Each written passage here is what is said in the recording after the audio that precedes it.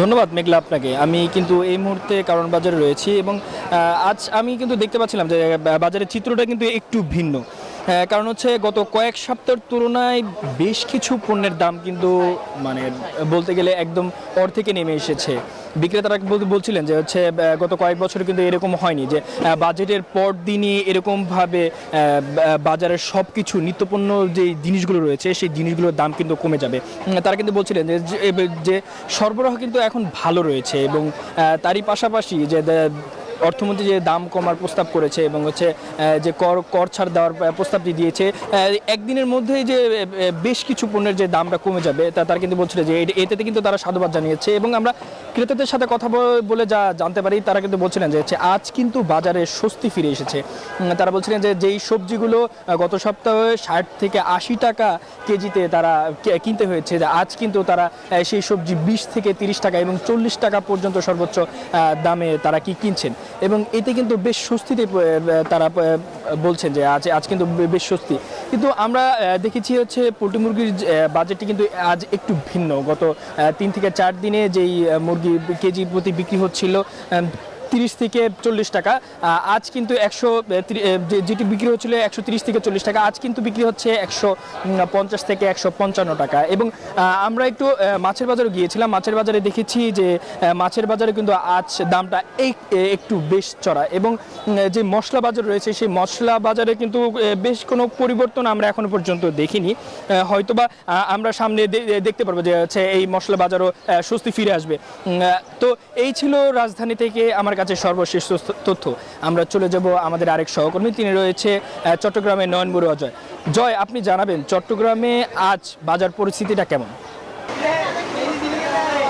মামুন, আমরা ঢাকার বাজার যেমনটা আপনি দেখিয়েছেন তেমনিভাবে চট্টগ্রামের বাজারে সকাল থেকে আমরা এসেছি, যেহেতু গতকাল বড় আকৃতির বাজেট ঘোষণা করা হয়েছে। নিত্যপণ্যের বাজার কিন্তু কিছুটা স্থিতিশীল হওয়ার কথা রয়েছে, যেহেতু অনেক পণ্য কিন্তু আমরা দেখেছি বাজেটে শুল্ক অনেকটা প্রত্যাহার করেছে, আর কোনো কোনো পণ্যের শুল্ক কিছুটা কমিয়ে দেওয়া হয়েছে। তবে ভিন্ন চিত্র কিন্তু আমরা চট্টগ্রামের বাজার, আমি রিয়াজউদ্দিন বাজার আছি, চট্টগ্রামের বড় বাজার।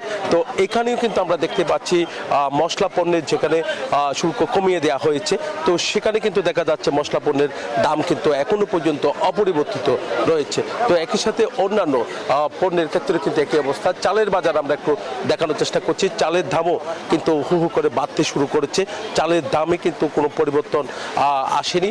তো চাল আমদানি করা যে চাল, সে চালের দামও কিন্তু এখনো বাড়তি রয়েছে। আবার নতুন করে কিন্তু চালের দাম বাড়ার কারণে যারা এখানে ক্রেতা তারা হতাশের কথা আমাদেরকে জানিয়েছেন। এর সাথে যে নিত্যপণ্যের বাজারের পাশাপাশি আমরা একটু মাছের বাজারের পাশাপাশি আমরা একটু দেখা যাচ্ছে মাংসের বাজার দেখতে পাচ্ছেন। গরু মাংস ঝুলিয়ে রাখা হয়েছে, 1000 টাকার নিচে গরু মাংস কিন্তু এখনো পর্যন্ত পাওয়া যাচ্ছে না বাজারে।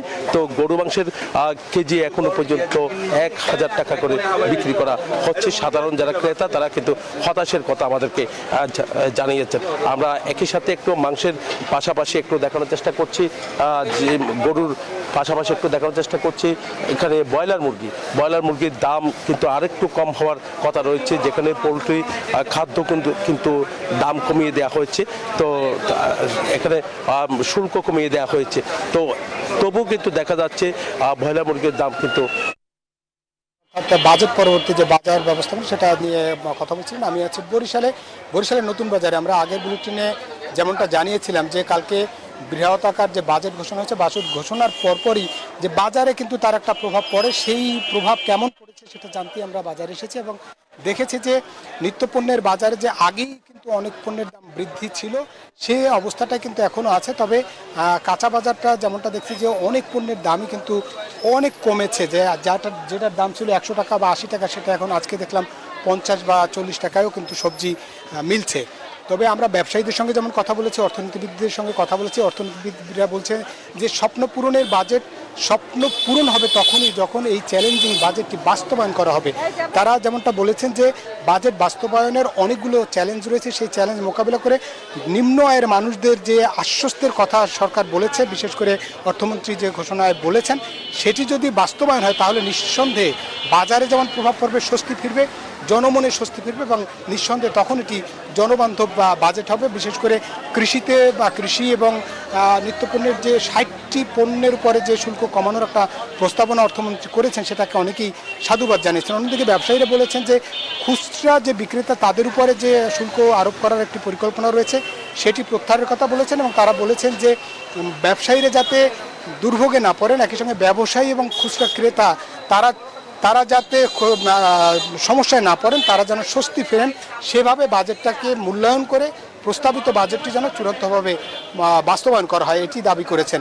এই ছিল মূলত বরিশালে আমার কাছে বাজেট পরবর্তী মানুষের যে প্রতিক্রিয়া তার সবশেষ তথ্য। একই তথ্য জানতে যাব রাজশাহীতে, সেখানে আছেন আমাদের সহকর্মী মতিউর মুর্তুজা। রাজশাহীতে বাজেট ঘোষণার পরে কেমন দেখছেন বাজার দর বা বাজারে কোনো প্রভাব পড়েছে কিনা?